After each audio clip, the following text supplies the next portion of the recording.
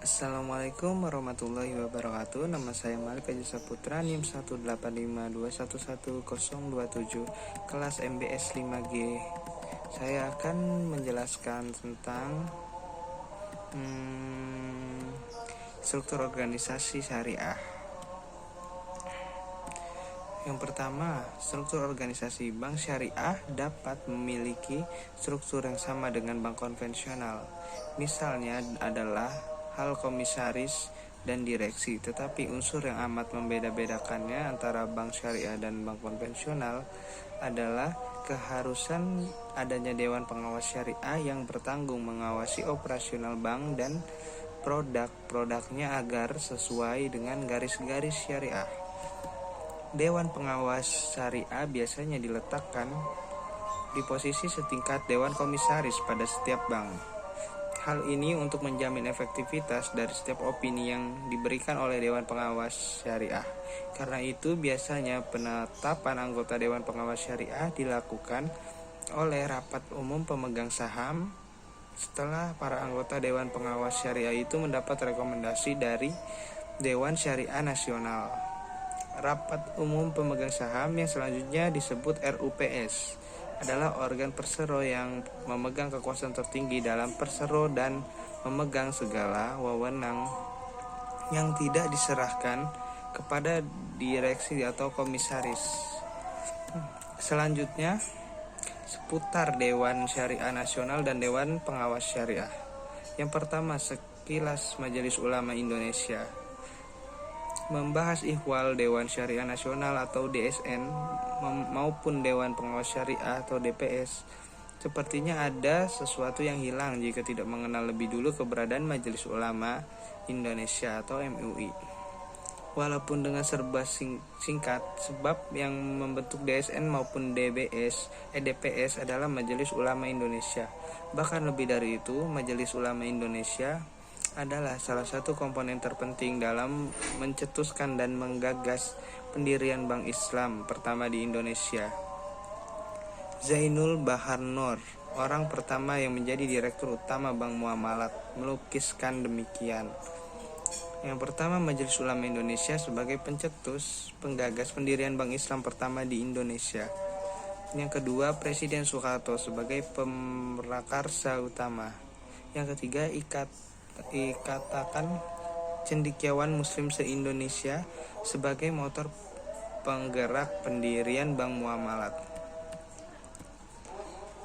Organisasi yang berasakan Islam dan bersifat keagamaan, masyarakatan, dan independen ini memiliki 4 fungsi utama sebagai berikut. Yang pertama, sebagai wadah musyawarah para ulama, zuama dan cendekiawan muslim dalam mengayomi umat dan mengembangkan kehidupan yang islami. Yang kedua, sebagai wadah silaturahmi para ulama, zuama dan cendekiawan muslim untuk mengembangkan dan mengamalkan ajaran Islam yang menggalang ukhuwah Islamiyah. Yang ketiga, sebagai wadah yang mewakili umat Islam dan dalam hubungan dan konsultasi antara umat beragama.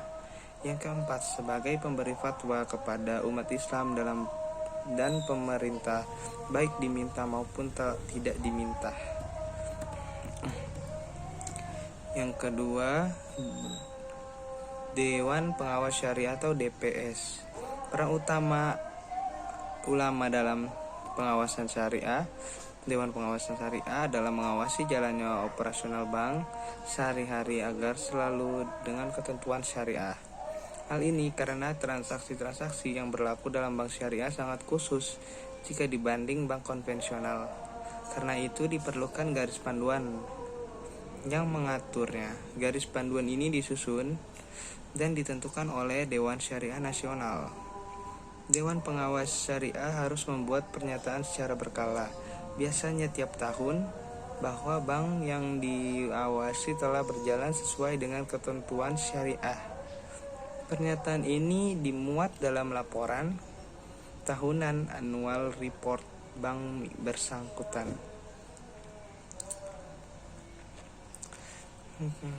Yang selanjutnya, Dewan Syariah Nasional atau DSN. Dewan Syariah Nasional dibentuk oleh Majelis Ulama Indonesia atau MUI pada tahun 1999. Dan semoga tidak salah ingatan penulis, peremian atau pelantikannya dilakukan oleh Menteri Agama Republik Indonesia, namanya Malik Fajar. Secara organisatoris, kepengurusan Dewan Syariah Nasional terdiri dari pengurus Dewan Syariah Nasional, pengurus DSN secara ex officio karena jabatan dijabat oleh Ketua Umum MUI, sedangkan badan pelaksana harian dijabat oleh orang yang ditunjuk oleh pengurus DSN. Guna menjamin pelaksanaan fatwa-fatwa DSN MUI dalam praktek ekonomi dan keuangan syariah di berbagai lembaga keuangan syariah, baik itu bank maupun non-bank, bekerja sama dengan BI, Bank Indonesia, Departemen Keuangan Republik Indonesia, Depkeur RI, serta lembaga-lembaga terkait lainnya, terutama lembaga keuangan itu sendiri. Yang keempat, unit usaha syariah.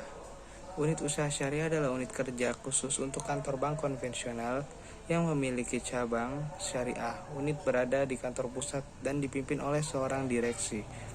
Secara umum tugas US mencakup 1. Mengatur dan mengawasi seluruh kegiatan kantor cabang syariah.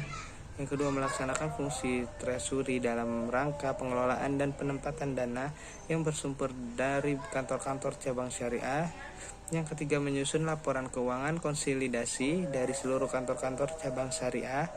Yang keempat, melaksanakan tugas pinata usahaan laporan keuangan kantor-kantor cabang syariah. Sekian yang bisa saya sampaikan dari materi tersebut. Kurang lebihnya mohon maaf. Wassalamualaikum warahmatullahi wabarakatuh.